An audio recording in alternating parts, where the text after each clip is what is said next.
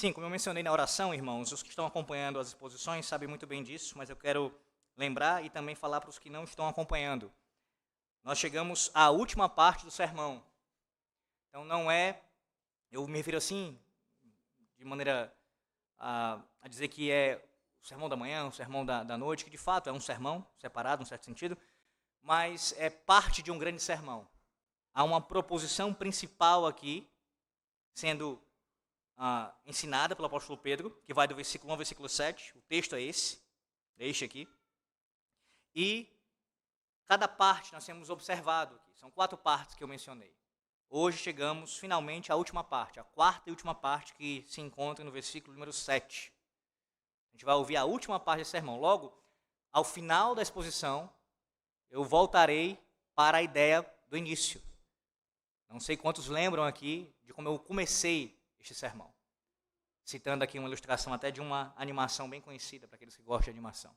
A conclusão volta para esse ponto, como eu sempre faço. Então, hoje é o último ponto desse longo sermão, que tem como ensino principal, irmãos, o seguinte: os maridos adornam o evangelho convivendo com suas esposas com entendimento e honra. É o que Pedro está ensinando aqui no versículo 7. Os maridos adornam o evangelho convivendo com suas esposas com entendimento e honra. Diz assim a palavra do Senhor nosso Deus.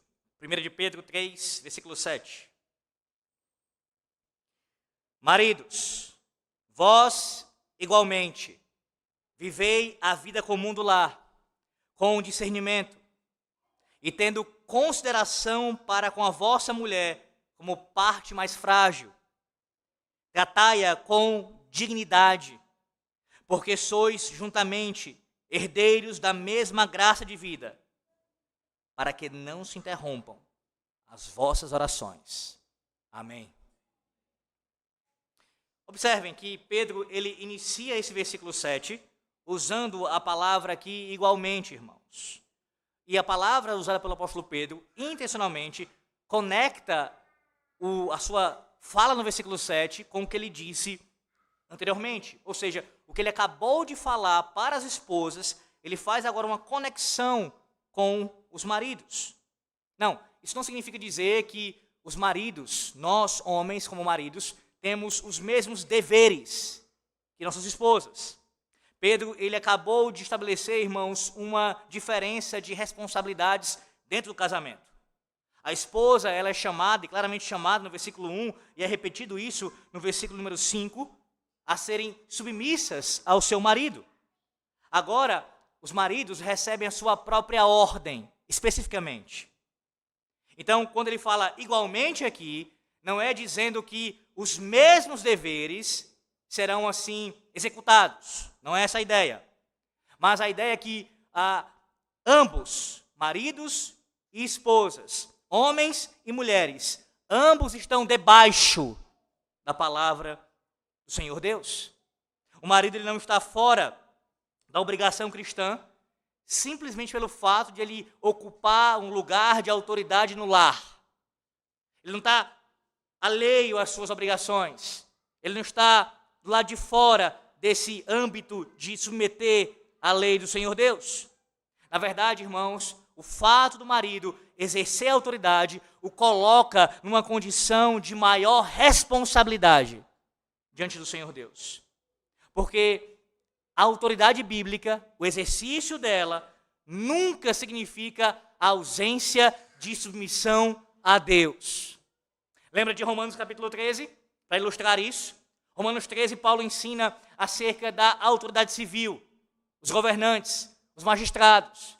E tal autoridade, que inclusive tem poder de espada, de execução, de pena de morte, estão debaixo da autoridade de Deus. Quanto mais nós, homens, maridos. Então, igualmente aqui, vocês também, nós também, maridos, temos deveres. Diferentes em alguns aspectos, sem dúvida, mas nós também temos responsabilidades, que são ainda maiores, por exercermos a autoridade em nosso lar. Pedro começa dizendo, ele vai dizer assim, vivei a vida comum do lar. Irmãos, a expressão que ele usa aqui é literalmente habitar junto. É viver com. E talvez você diga, mas, reverendo, por que ele vai usar isso daqui? Não é algo que é um pressuposto básico? Por que exortar o marido, ou no caso, chamar a atenção do marido para viver a vida comum do lar, se isso já é algo pressuposto? Ora, se ele é um homem casado com uma mulher, ele já vive a vida comum do lar. Ele já habita o mesmo ambiente com aquela esposa. É óbvio, irmãos, que a ordem de Pedro aqui não se refere simplesmente a morar na mesma casa, que já é esperado. Apesar de que em nossos dias tem sido muito comum homens e mulheres serem casados morarem em casas diferentes, não é verdade? Quão absurdo é isso? É claro que Pedro não está falando de algo que é óbvio. Homens e mulheres casados vivem sob o mesmo teto. Na verdade, Pedro está se referindo aqui da totalidade da vida matrimonial. A ideia é que o marido deve estar presente. A palavra para viver usada aqui, como diz um comentarista, é o termo grego, irmãos, significa comungar.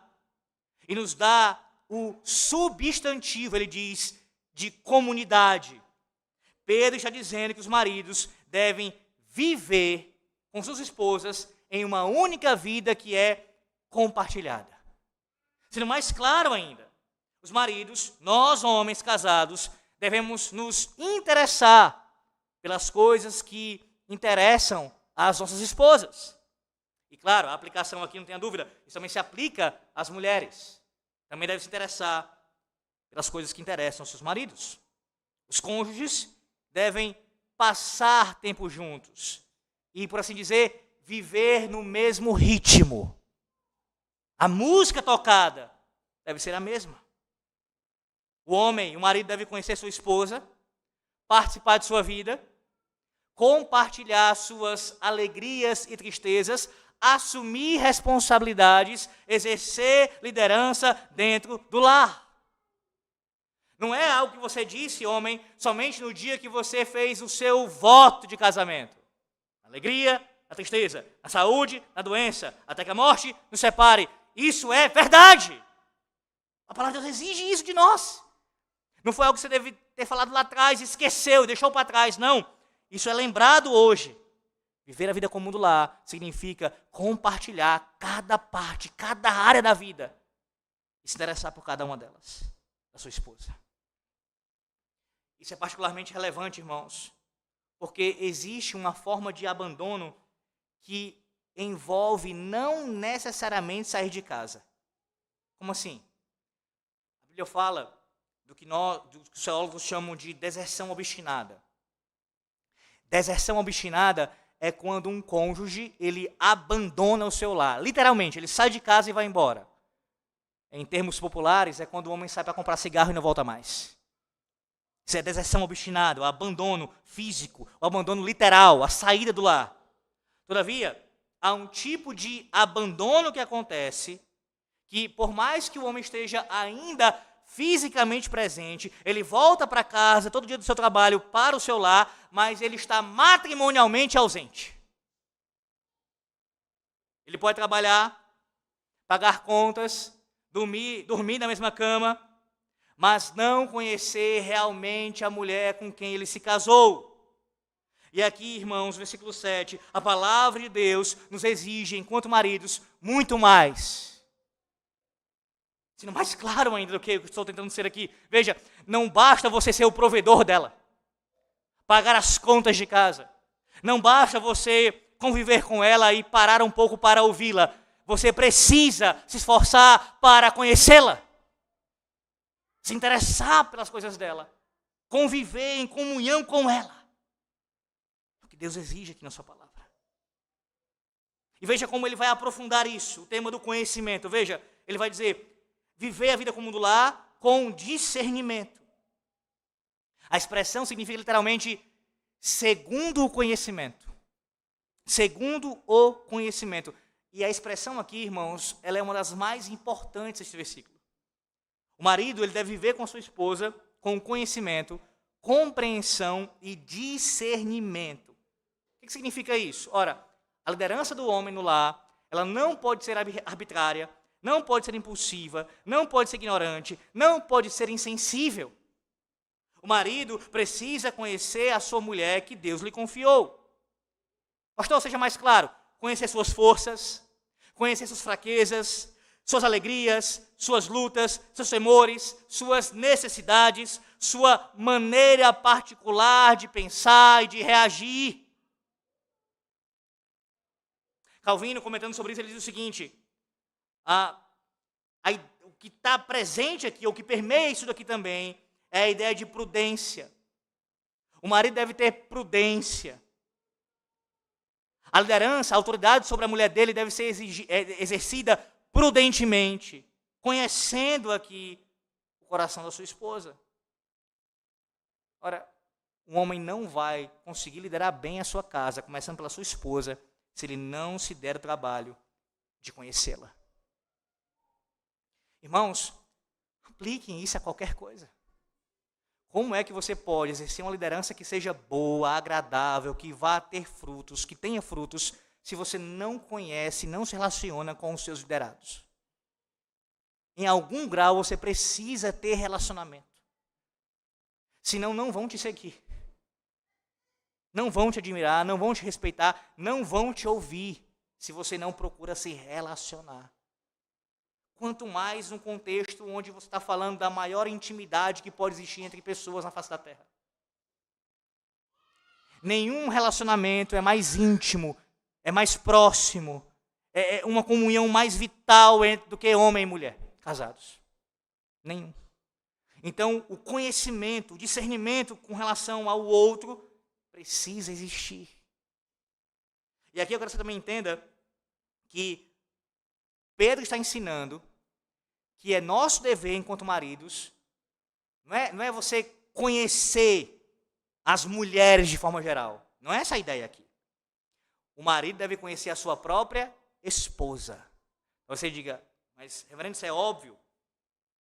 É óbvio porque o relacionamento é com a mulher, não é com todas as mulheres. Mas veja, estou querendo chamar o seu olhar aqui, chamar a sua atenção, melhor dizendo, para algo mais específico. Como assim? É muito corriqueiro nós agirmos da seguinte maneira. Mulher é tudo igual. Mulheres também falam isso, por vezes. É homem é assim mesmo, é tudo igual. Sob algum aspecto. E veja, tal fala, em alguns casos se aplica. Existem coisas que são muito comuns a homens e muito comuns às mulheres. Então, não estou afirmando aqui que a fala por si só está equivocada. Ela pode ser usada em certos contextos. Faz sentido. A mulher é assim com relação a esse ponto, normalmente, e o homem normalmente é assim com relação a esse ponto. Ela pode ser usada quando é qualificada, veja. Mas por mais que mulheres tenham coisas incomuns, a tua mulher é individual, ela é particular, ela tem necessidades, habilidades, ela tem fraquezas, ela tem aspectos, características que são próprias dela. Assim como você, homem. Assim como você. E isso precisa ser respeitado. Há mulheres mais tímidas, há mulheres que são mais desenvoltas na fala, há vários tipos de pessoas. E você precisa conhecer a sua própria mulher. Deixa-me ser ainda mais claro com relação a isso. Não interessa se você teve, e lamento muito se você teve, 1 milhão de mulheres antes de conhecer a Cristo. Você pode ter conhecido 1 milhão de mulheres. Você precisa conhecer a sua mulher. Você não pode equipará-la às demais. Que tudo é igual. Como se fosse uma espécie de objeto que foi produzido numa máquina, numa fábrica, e saiu tudo igual ali, uma atrás da outra, em série. A tua mulher, ela tem as suas particularidades. Sim, irmãos. Pedro não está simplesmente dizendo, tratem as mulheres com conhecimento. Ele está dizendo que o teu casamento exige um conhecimento pessoal com a pessoa com quem você convive. Um homem pode conhecer muito de teologia, de política, de história, futebol ou negócios. E, paradoxalmente, conhecer muito pouco o coração da própria esposa. Talvez seja o seu caso aqui nessa noite. Os assuntos citados aqui e outros você possa dominar muito bem. Ser um mestre aqui em teologia, em política, história, futebol, negócios e outras coisas mais. Mas a pergunta que o Senhor Deus faz a nós essa noite é: o quanto nós conhecemos o coração de nossa esposa? O quanto? E conhecer mais estas coisas do que o coração da própria mulher é uma tragédia, irmãos. É uma tragédia. E não entenda mal a minha fala aqui. Você não tem como aferir, no sentido último, o coração da sua esposa. Você não tem como discernir completamente o que ela pensa, o que ela intenciona. Só Deus pode fazer isso. Não é esse o ponto aqui. Mas é conhecer onde é possível conhecer as características dela, as virtudes dela, os defeitos dela, se relacionando com ela. Irmãos, vocês conseguem perceber, homens, especialmente os homens aqui, como a gente falha nisso frequentemente? Quanto tempo a gente gasta com as coisas aqui citadas e outras mais, e não gastamos conversando, irmãos, conversando com a nossa esposa. Não é conversando de maneira genérica, não. Sendo bem específico. É ouvindo os problemas, as dificuldades, as lutas que ela enfrenta com alguma questão espiritual, com algum pecado, com alguma coisa do lar mesmo, ou fora do lar. Ouvindo-a atentamente, interessado no que ela diz. O conhecimento exigido aqui pela palavra de Deus, irmãos, não é meramente intelectual. Não é você apenas tomar conhecimento na sua mente. É conhecimento relacional, aplicado ao amor. Pedro continua e ele diz ainda: e tendo consideração para com a vossa mulher, que pode ser muito bem traduzido aqui como dando honra à mulher, dando honra à esposa. O verbo usado pelo apóstolo, irmãos, significa dar valor, estimar, considerar. E observe como Pedro não está dizendo aqui que os homens, os maridos, devem simplesmente evitar a violência, evitar o comportamento exacerbado, mal educado, não. É exigido algo positivo. Isto é, não basta você evitar o mal, você tem que praticar o bem. Não basta você deixar de fazer mal a ela, você precisa honrá-la, estimá-la, respeitá-la. Honrar significa tratar a esposa como alguém de grande valor. Na verdade, para nós maridos, abaixo do Senhor Deus, porque Deus é inigualável, incomparável, não há ninguém mais importante. O seu pai, se ainda for vivo, a sua mãe, os seus filhos, ninguém é mais importante do que o seu cônjuge. Ninguém. Ou seja, o procedimento aqui exigido é, obviamente, não humilhar, não ridicularizar a mulher, não expor as suas fraquezas de forma desnecessária, e quando fizer isso sabiamente, em privado, não desprezar os seus dons, pelo contrário, valorizar, não tratá-la como empregada, não usar a sua autoridade para satisfazer o próprio ego, significa falar com respeito, honrá-la, ter em autoestima. Há um comentarista que coloca assim, um teólogo que explica, dizendo assim, o marido não deve desprezar a esposa por causa de sua fraqueza, mas respeitá-la, cuidar dela e tratá-la com gentileza. Você já se deu conta, homem, do quanto por vezes você é inclinado a tratar gentilmente as pessoas de fora da sua casa, enquanto a sua mulher padece com a sua brutalidade? Você já parou a pensar nisso? Às vezes com outras mulheres, você é mais gentil, você é mais cordato, você é mais atencioso, talvez não necessariamente adulterando aqui no seu coração, mas ainda assim você demonstra uma maior atenção com tais pessoas, enquanto a sua esposa sofre calada. Pedro diz ainda, e isso vai lançar ainda maior luz para a necessidade de honrar a esposa, ele vai dizer, como parte mais frágil. A expressão, irmão, significa que a mulher ela tem que ser tratada cuidadosamente. Pedro chama a mulher literalmente de vaso mais frágil. A comparação aqui do apóstolo ela é explícita. Como assim, pastor, vaso mais frágil? Ele está comparando a mulher com o homem. A mulher, em comparação ao homem, é um vaso mais frágil. E no contexto imediato, fica claro que a referência do apóstolo Pedro aqui é a fragilidade física. A mulher, fisicamente, ela é mais frágil do que o homem. O que Pedro faz, meus irmãos, é reconhecer uma diferença geral entre homem e mulher quanto à sua força corporal, bem como também as vulnerabilidades próprias da condição feminina.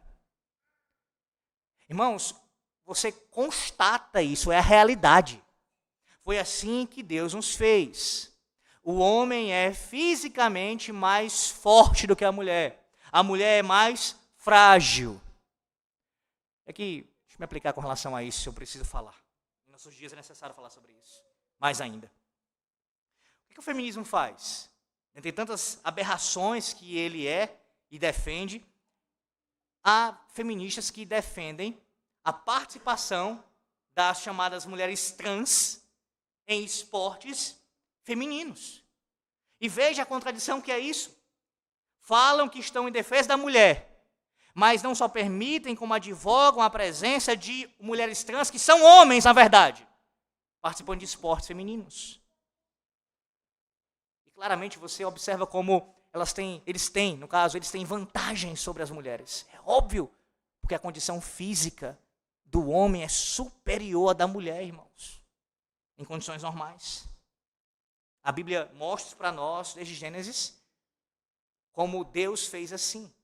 Homem e mulher com características diferentes. Agora entenda, quando Pedro diz isso daqui, ele não está dizendo com isso que a mulher é inferior.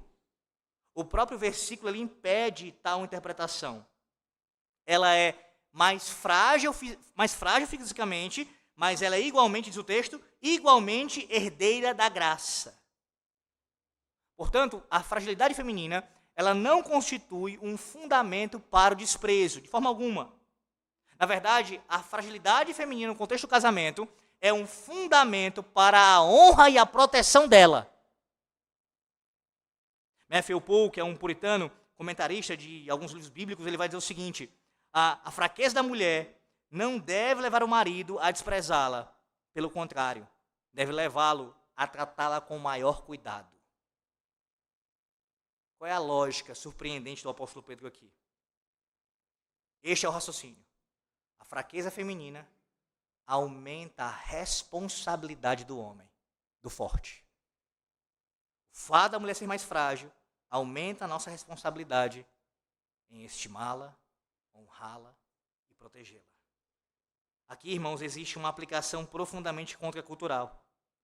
O mundo, ele frequentemente raciocina da seguinte maneira: se alguém é mais fraco, logo possui menos valor. Pedro, ele raciocina exatamente ao contrário. Porque ela é mais frágil, porque a mulher é mais frágil, você, homem, nós, maridos, devemos tratá-las com maior honra. Com maior honra. O nosso catecismo, na pergunta 129, catecismo maior, com relação aos deveres superiores para com os inferiores, diz assim: ele vai listar vários deveres, quero destacar apenas 2 aqui. É nosso dever, como superior, amar, e um outro dever citado é proteger e prover as necessidades, ou para as necessidades de nossos inferiores. Então, uma das responsabilidades do superior é proteger os seus inferiores. Vá lá para 1 Coríntios, capítulo 12. 1 aos Coríntios, capítulo 12. Sem desmarcar o texto da exposição.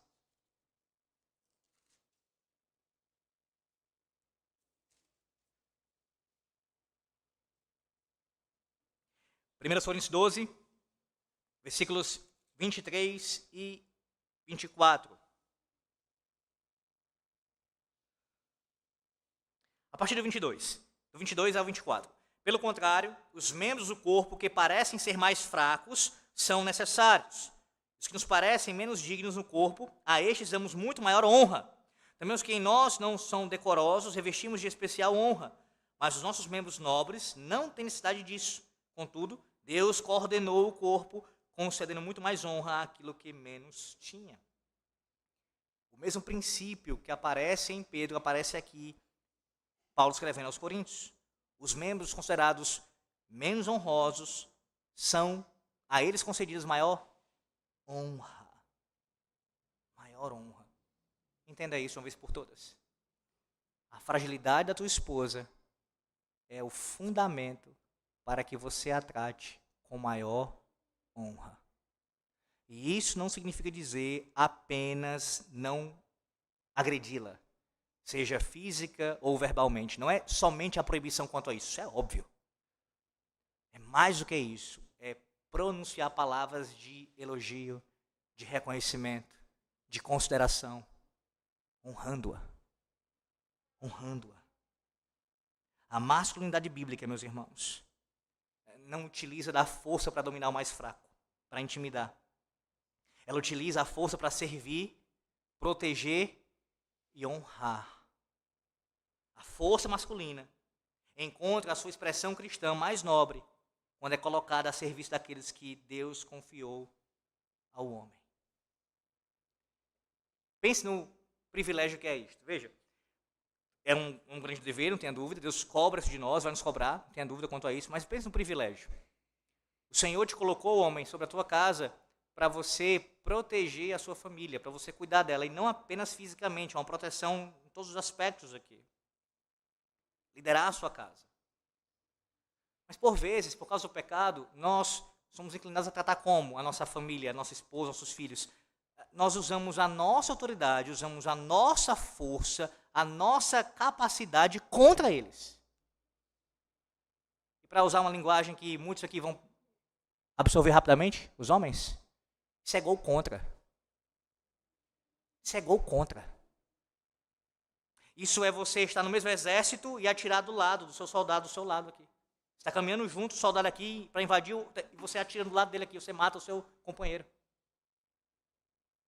Você não usa a sua força física ou qualquer outra habilidade que você tenha contra os seus. Você usa em favor dos seus. Nós pecamos quanto a isso. Por vezes. Por vezes. Impressionante como isso é visto até mesmo, irmãos, em questões que são pequenas. Digo pequenas para nós, homens. Eu pergunto a você, homem, quando pela madrugada se escuta um barulho estranho no quintal da sua casa, quem se levanta para olhar? Eu espero, por favor, que ninguém responda que é a mulher. Certa feita, teve o conselho de uma igreja, não daqui, de outro lugar, teve que lidar exatamente com essa situação. Chegou uma denúncia da própria esposa, de que, certa feita, lá na casa, ouviram um barulho e o marido se recusou a olhar, enquanto a mulher teve que fazer isso. Não é algo natural, a gente não espera que isso aconteça. Mesmo que você não tenha uma arma em casa, quem vai é você. Uma barata, quem vai é você. A não ser que você faça como alguns homens por aí. Tem mais medo de barata, de aranha, de coisa do que mulher. Eu perdi as contas de quantas vezes tive que matar caranguejeiro lá em casa. É impressionante isso, a gente fala de uma coisa tão simples assim, mas é o que se espera de nós. É o nosso dever. Proteger. Cuidar. Honrar. Mas não fisicamente apenas. Não é deixar apenas a mulher abastecida com a sua despensa cheia, as contas pagas. Não é apenas isso. Ou ser o valentão, o fortão, para poder lidar com não é apenas essa proteção. Sobretudo a proteção espiritual, irmãos. É espiritual. Como é que você pode exercer uma liderança que seja bíblica, que agrade ao Senhor Deus, se você não cuida da sua esposa, do coração dela, instruindo-a biblicamente, com graça e amor, com paciência e misericórdia, sentando com ela, não apenas no culto doméstico, também no culto doméstico, é claro, mas nas conversas no dia a dia, doutrinando a sua esposa à luz da palavra de Deus. E abrindo espaço para ela poder chegar a você e dizer, eu estou com dificuldades nessa área, eu posso chegar para o meu marido e confiar nele e dizer, ore por mim, me ajude em oração. Eu preciso da sua ajuda. Viver a vida comum do lar. É tudo isso e muito mais.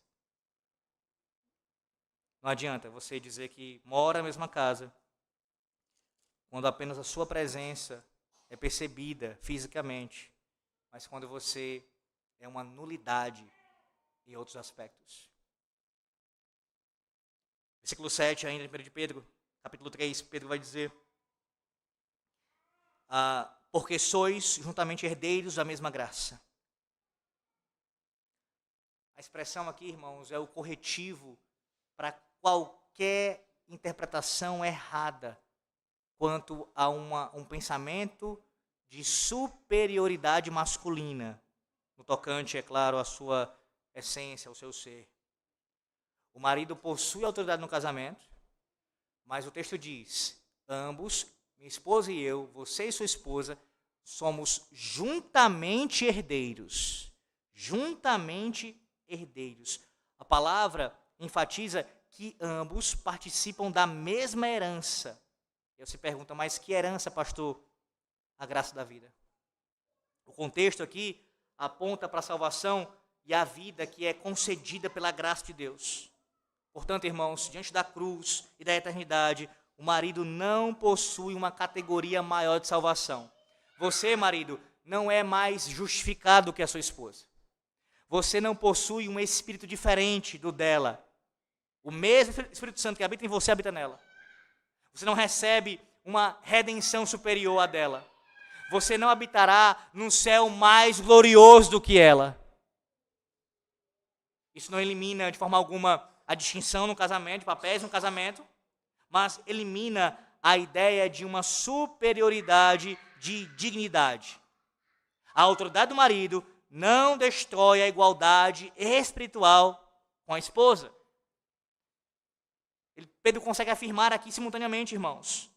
Há uma ordem no casamento, o homem exerce superioridade quanto à autoridade, à função, mas em termos de dignidade, em termos de essência no seu ser, não há aqui diferença.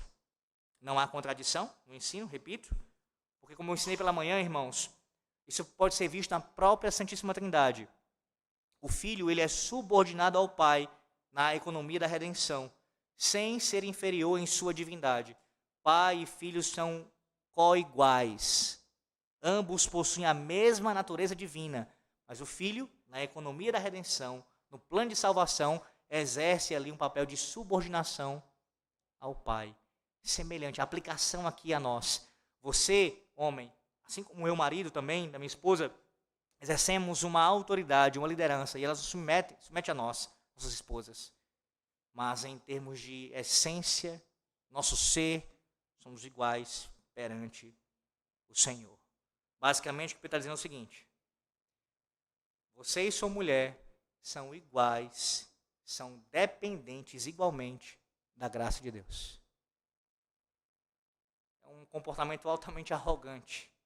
Um homem que trata a mulher dele de forma inferior, inclusive nesse aspecto. Você depende da graça de Deus assim como a sua esposa, tanto quanto ela. E se Deus te deu maior conhecimento, por exemplo, é para que você possa usar disso para servir a ela. Se Deus te deu recursos financeiros, é para que você possa cuidar dela. Qualquer coisa que Deus colocou nas suas mãos, homem, é para que você possa servir aos seus com tudo isso. Em último lugar, Pedro vai dizer, para que não se interrompam as vossas orações. O apóstolo, meus irmãos, termina o versículo 7, e esta perícope aqui, com uma advertência que ela é assustadora. E é assim que você e eu devemos ouvir aqui. A ideia é a seguinte: o modo como o marido trata a sua esposa traz consequências espirituais diante do Senhor Deus. E o ensino aqui exposto se aplica também à mulher. Não tenha dúvida quanto a isso. É o tipo de ensino, nesses versículos, que tem aplicação simultânea. Aqui, primariamente, se dirige ao homem, mas as implicações são para os dois. Digo, se há um problema no relacionamento conjugal não tratado, isso traz consequências espirituais para ambos, diante do Senhor Deus. Você, homem, pode frequentar a igreja, pode ensinar a palavra, pode dar testemunho do evangelho, cantar os salmos, participar do sacramento da ceia do Senhor, ler a Bíblia, fazer ações públicas, e ainda assim a sua vida doméstica pode estar em tal desordem que diz a Bíblia que as suas orações elas são interrompidas ou impedidas diante do Senhor Deus. Calvino diz o seguinte sobre isso: Deus não pode ser corretamente invocado enquanto a mente está dominada por conflitos e contendas. Ele considera a desordem doméstica um obstáculo à vida de oração. A vida conjugal, a vida matrimonial em desordem atrapalha a comunhão com Deus. De tal maneira, diz o texto bíblico, que as orações são interrompidas. Um outro comentarista, Matthew Henry, diz o seguinte: ele vai relacionar de forma direta a vida conjugal, pacífica, com a vida de oração. Ele resume o princípio da seguinte forma: viver de forma santa favorece uma vida intensa de oração. E uma vida intensa de oração favorece uma vida santa. Veja, se retroalimentam, por assim dizer. Se você vive uma vida de oração santa diante do Senhor, isso vai contribuir para que você viva de forma santa com o seu cônjuge. E se você se esforça por ver graciosamente, de forma harmoniosa com o seu cônjuge, isso vai fortalecer a sua vida de oração. As duas coisas estão relacionadas. As duas coisas. E aqui entenda de uma vez por todas. Deus leva em consideração o modo como nós tratamos as nossas esposas quando nós nos achegamos diante dele. Talvez essa seja a aplicação mais solene dessa noite, irmãos. O marido não pode, assim como a esposa, tratar a vida como se fosse vários compartimentos. Não, pastor, não fala isso não, pastor. A minha vida é uma coisa, a minha relação com Deus é uma história. Outra coisa é a minha relação com a minha mulher. Eu estou muito bem com Deus. Eu falo com o Senhor, eu oro ao Senhor, eu leio a minha Bíblia, eu venho aos cultos, eu não tenho me entregado ao pecado. É mesmo, homem? E como anda o seu casamento? E você, mulher, como anda o seu casamento? As tuas orações, homem, as tuas orações, mulher, não são recebidas pelo Senhor. É o próprio Deus que diz isso, irmãos. Por causa do relacionamento quebrado no lar. Para Deus não é assim, você dizer, eu estou aqui tratando de forma diferente. Uma coisa é com a mulher, outra coisa é com Deus. Não. A forma como você fala com sua esposa está relacionada diretamente à maneira que você se apresenta diante de Deus. O homem que maltrata a esposa e depois simplesmente se ajoelha como se nada tivesse acontecido, irmãos, é um homem que procura se enganar a si mesmo. A comunhão vertical com Deus não pode ser divorciada da obediência horizontal. Ao mesmo tempo, com relação às mulheres também. Você só pode estar em comunhão com o Senhor, agradando ao Senhor, se você está bem com o seu esposo. Irmãos, voltemos àquela imagem com a qual nós começamos esse sermão. Lá atrás, há algumas semanas. Logo nos primeiros minutos da animação Up, Cal e Ellie eles não vivem um casamento que é feito apenas de grandes momentos. Há sonhos, mas também há frustrações. Há conquistas, mas você percebe também perdas acontecendo. Há dias que poderiam ser considerados como extraordinários, mas a maior parte da história é construída através de dias comuns. E é justamente ali que nós vemos a beleza da fidelidade. No compromisso perseverante de um homem e de uma mulher que continuam caminhando juntos. Aqui Pedro nos mostra que o casamento cristão é ainda mais profundo do que isso.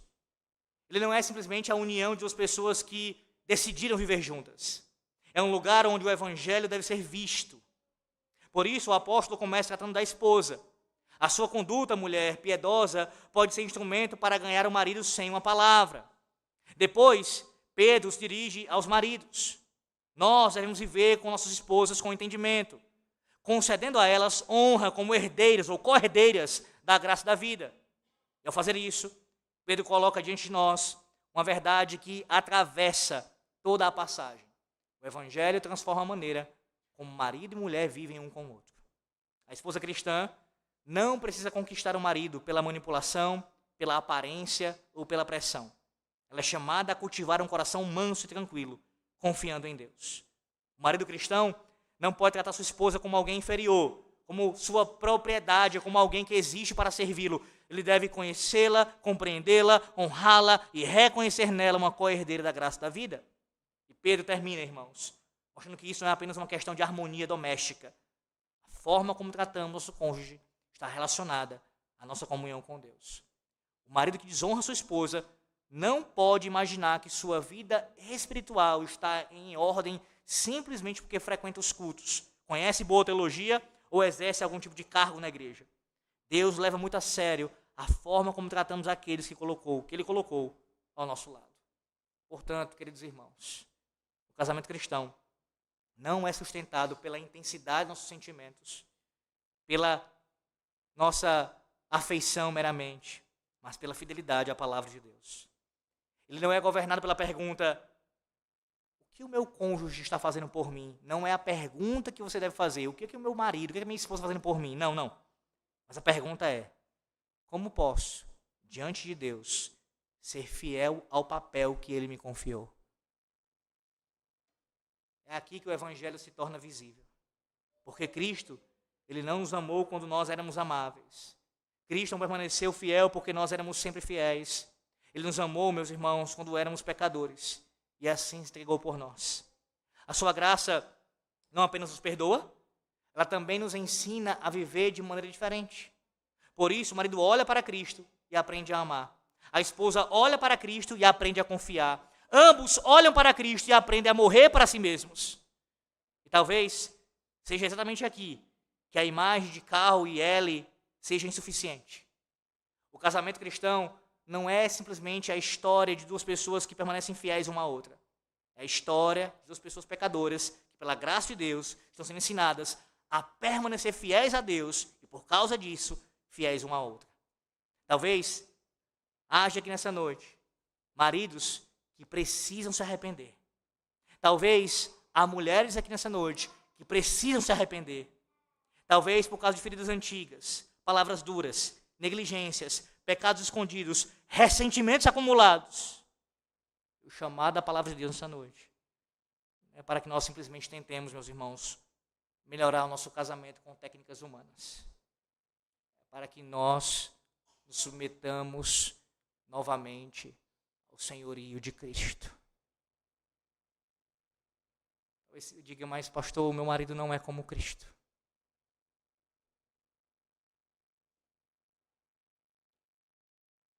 Mas o teu Cristo, o teu Senhor, é nele que você põe a sua confiança. Lembra? Como as santas mulheres no passado. Ele te é suficiente. Ou você acha que o Boaz de Ruth era perfeito? Não era, irmão.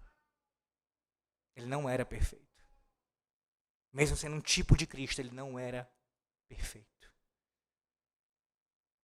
A confiança de Ruth estava no seu Senhor, no seu Deus. Do mesmo jeito, homem, Você olha para sua esposa e diz: pastor, como é que eu posso tratar a minha mulher como Cristo trata a igreja? Ora, é exatamente assim. Cristo sacrificou pela igreja, derramou o seu sangue pela igreja e continua nutrindo, alimentando, sustentando a igreja. E quantas vezes nós pecamos contra Ele? E Ele não nos abandona. Por que você vai abandonar sua mulher? Por que, mulher, você vai abandonar o seu marido? Quando quem nos sustenta é o Senhor. Não vivemos por vista, meus irmãos, mas por fé. O nosso casamento, de fato, deve ser uma pequena igreja aqui na terra. Mas é uma igreja que, a despeito de ter sido redimida, ainda luta contra os pecados. E a maneira mais propícia e mais frequente de praticar isto, perdão e perdoar, no caso, pedir perdão e perdoar, é exatamente no ambiente do casamento, onde nós temos mais oportunidades para praticar os 70 vezes 7. Hoje você tem uma oportunidade para isso. Hoje você tem uma oportunidade para isso. Pedir perdão e perdoar em Cristo. Porque o casamento não é lugar, ou não é o lugar onde você deveria buscar a sua própria glória. É um lugar, ou é um dos lugares onde Deus chama você a manifestar a glória dele. Portanto, maridos, honrem suas esposas. Esposas, cultivem a piedade e a confiança no Senhor. Ambos, submetam-se à palavra de Deus. Ambos, lembrem-se de que são pecadores que vivem pela graça. E ambos, acima de tudo, olhem para Cristo. Porque o fundamento verdadeiro de um casamento cristão não é simplesmente a compatibilidade entre duas pessoas. Há muitas diferenças. Nem a força dos sentimentos, nem a ausência de dificuldades. O fundamento é Cristo, o evangelho de sua graça. E quando o marido e a mulher vivem assim, até os detalhes ordinários da vida se tornam uma oportunidade de testemunhar a beleza do evangelho. Então, voltamos àquela pequena história de Up. Cal e Ellen nos lembram da beleza de uma fidelidade perseverante nos dias comuns. Pedro nos mostra algo infinitamente maior. Quando o marido e uma esposa vivem em piedade, honra e temor de Deus, o próprio casamento se torna uma vitrine da graça de Cristo. Que Deus nos conceda casamentos assim. Casamentos nos quais Cristo seja mais importante do que o próprio eu. Casamentos nos quais a graça seja maior que o ressentimento. Casamentos nos quais o perdão seja mais forte que a ofensa. Casamentos nos quais o marido honre sua esposa, a esposa honre seu marido e ambos honrem ao Senhor. E que olhando para nossos lares, nossos filhos, nossa igreja e o mundo ao nosso redor, as pessoas possam ver não simplesmente dois pecadores tentando permanecer juntos, mas o poder do evangelho transformando pecadores para a glória de Deus. Larga de mão de uma vez por todas, nesse sentido eu digo, os contos de fada. Casamento não é o que se propaga aí fora, irmãos. São dois pecadores redimidos pela graça de Deus, pelo sangue de Cristo, vivendo em comunhão. Pedindo perdão frequentemente, perdoando um ao outro. Se esforçando para viver em comunhão, de tal maneira que o seu casamento reflita Cristo e a sua glória, e não o nosso próprio eu. Por último, lembre-se de uma coisa. O núcleo, a base de uma igreja local é formada pelas famílias da igreja. Toda vez que uma igreja tenta, pela graça do Senhor, ser fiel aos mandamentos de Cristo, no culto, no governo, na doutrina, na disciplina, Satanás se levanta mais ferozmente ainda para derrubar essa igreja. A nossa igreja, e aqui é uma aplicação bem específica para Betel, bem específica mesmo. A nossa igreja tem sido sustentada pelo poder de Cristo. Não tenha dúvida quanto a isso. Em todos os aspectos. E também não tenha dúvida que o inimigo está indignado com tudo que o Senhor Deus tem nos concedido aqui.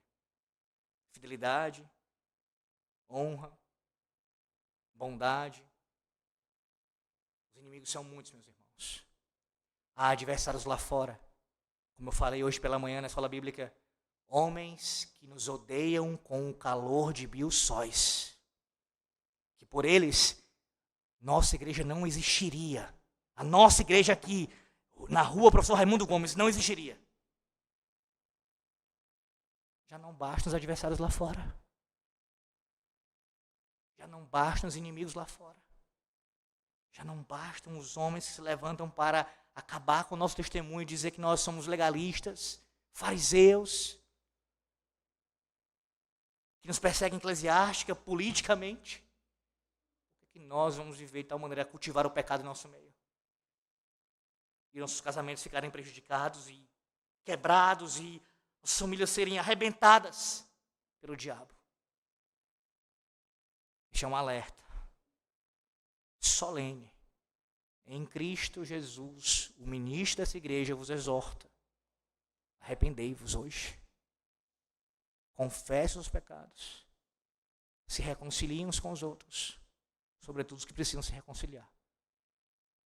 Que haja restauração pelo Evangelho da Graça. Que a gente possa caminhar juntos. Como Pedro nos ordena aqui, com a sua autoridade apostólica. Os cônjuges cristãos devem adornar o Evangelho por meio de uma conduta conjugal marcada pela piedade, honra e temor de Deus. Quando assim nós procedemos, o Evangelho é adornado em nossas vidas. Nós somos embelezados com o perfume, com a beleza, com as vestes de Cristo. Quando vivemos piedosamente em nosso lar, em nossas vidas. Que o Senhor nos conceda essa graça, meus irmãos.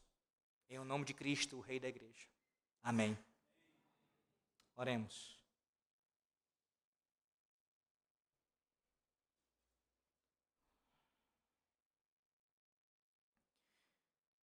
Senhor nosso Deus gracioso, os nossos corações estão dilacerados diante da Tua presença. O Senhor expôs as vísceras,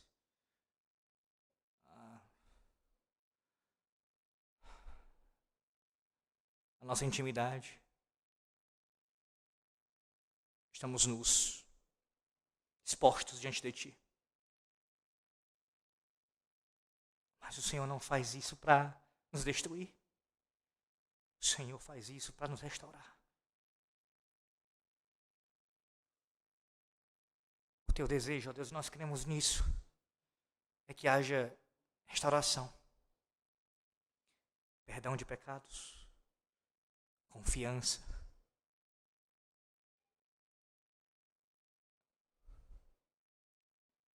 Portanto, Deus, eu te imploro. Por mais que eu tivesse voz, coisa que eu já não tenho mais, ela não pode alcançar o coração duro. É somente a Tua voz, Senhor, pode fazer isso. Assim como o meu coração, por vezes, é duro. E por isso eu te peço perdão. Nos quebranta, Senhor Deus, sinceramente. Não apenas de forma externa, mas profundamente, para que haja uma transformação.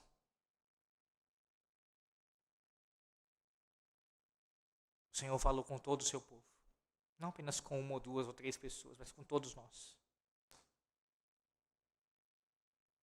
E que os frutos, Senhor, que são esperados por Ti, venham a ser produzidos em nós. Nos fortalece contra os ataques do inimigo, Senhor. Eles são muitos. Os seus dardos inflamados, as tentações, os estratagemas do diabo. Ele não para de nos atacar. Isso ocorre em nossos lares, em nossa igreja local, onde nós vivemos.